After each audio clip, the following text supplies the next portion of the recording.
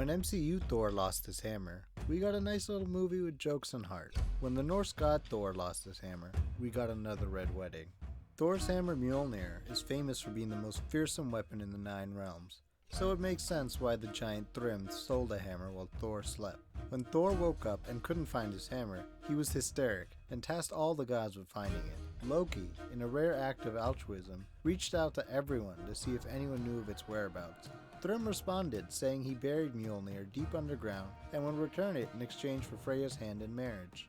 Freya, the goddess of love and beauty, had always been asked by many people for her hand in marriage. She always said no.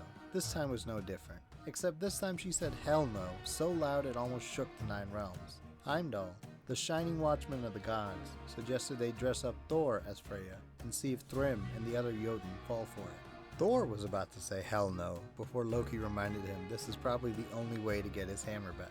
Begrudgingly, he put on a wedding dress and veil, and accompanied by Loki disguised as a handmaiden, presented himself to Thrym. To any of us, he probably looked like the ugliest woman we ever saw, but to Thrym, he simply saw his beautiful bride, Freya. In honor of Freya coming to him, Thrym threw a banquet for all. Thrym and the other giants watched as his bride scarfed down a whole ox, 8 salmon, and a barrel of mead.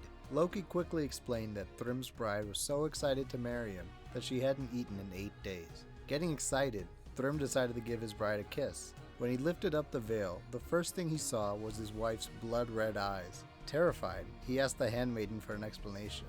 Loki said that Freya was so excited to marry him, she didn't sleep for 8 days. Thrym, sharp as a basketball, believed it. As customary during the wedding, he presented his bride with a gift, Mjolnir.